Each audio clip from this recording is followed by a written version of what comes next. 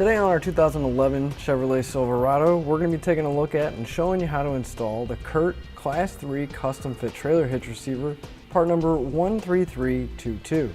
So here's what our hitch looks like when it's fully installed. Our cross tube is going to stick out just below the bumper, but it is going to tuck up nicely, and the main thing we're going to see is that receiver tube sticking out. It is a Class 3 hitch, which means it's going to give us that 2" by 2" receiver tube opening, and it has that nice reinforced collar, not only giving it added strength, but that nice clean finished look. Our hitch is going to use a standard 5/8 pinion clip to mount any of your accessories, whether it be a ball mount, bike rack, or even a cargo carrier. Our safety chain loops are going to be welded to the bottom. They're going to be a plate style. And we're not going to have too much trouble getting most size hooks on and off, but keep in mind it is right next to the pinhole, and I can get about 2 fingers in, which for this application I don't think we're going to need too big of hooks, so we shouldn't have too much trouble. Our hitch is going to feature a 600-pound tongue weight along with a 6,000-pound gross trailer weight rating. Now it is designed to work with weight distribution systems, and that's going to bump the weight rating up to 1,000 pounds for the tongue weight and 10,000 pounds for the gross trailer weight rating. Now I just want to mention, you always want to double check your vehicle's owner's manual to make sure that your truck can handle that amount of weight. I'd like to give you a few measurements that's going to help you deciding when picking out accessories for your new hitch. From the center of the hitch pin hole to the outermost edge of the bumper is going to be 3 inches. From the ground to the inside top edge of the receiver tube opening, it's going to be right about 20 inches. The installation of our hitch is going to be super straightforward and fairly simple. You're going to need a torque wrench along with a 21mm socket, a 22mm socket, a 3/4 inch socket, and obviously a ratchet to drive the sockets. Now that we know what kind of tools we need and we've seen what the hitch looks like, let's show you how to get it installed.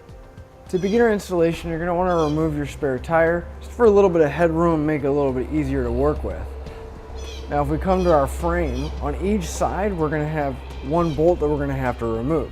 Right at the end of the frame, where our bumper meets our frame, we're going to have an M14 Bolt.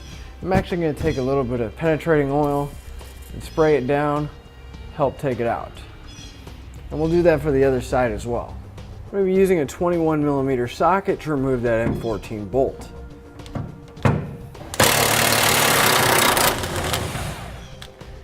And we're going to want to remove the other one as well. If we come right to the edge of our bumper here, we're going to have 2 mounting locations that we're going to be using with our hitch. I'm going to be taking a little bit of penetrating oil and spraying it inside the mounting holes. A couple weld nuts. Then I'm going to come back with a nylon brush and clean them out and make sure the threads are nice and clean. There's no dirt and debris inside. Now with an extra set of hands, we're going to raise our hitch into place. Our hitch is going to line up with that weld nut where we removed that M14 bolt. Now we're going to take a new M14 bolt along with a conical tooth washer. We're going to make sure the teeth are facing towards the hitch, and we're going to thread it into place just enough so that it'll support the hitch and we can get the rest of our hardware in.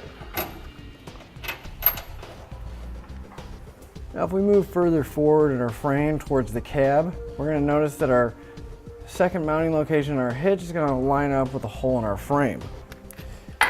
Now since we don't have any weld nuts inside the frame, we're going to take a square spacer block. We're going to line it up with the hole. And then we're going to take a carriage bolt and drop it down through the spacer block so that it can't turn.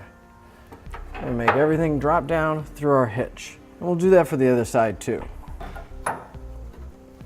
As I mentioned, we do have these 2 holes that we're going to be using as mounting locations as well. We got these 2 tabs coming off the top of the receiver tube. We're going to take another one of our M14 bolts and a conical tooth washer. We're going to feed it through our hitch, line it up, and thread it into place.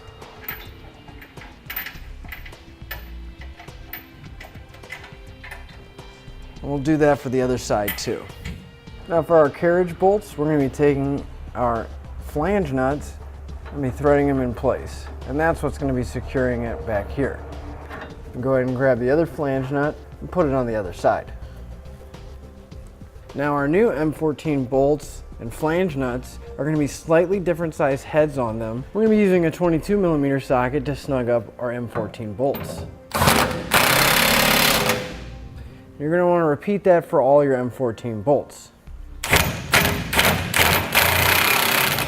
To snug up our flange nuts, since they're 1/2 inch, we're going to be using a 3/4 inch socket.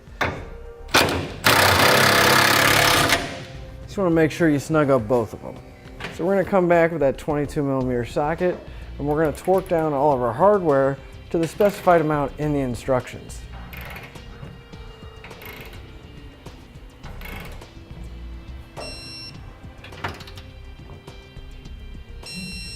And with everything torqued down, that'll complete the installation. You can go ahead and put your spare tire back and be ready to hit the road.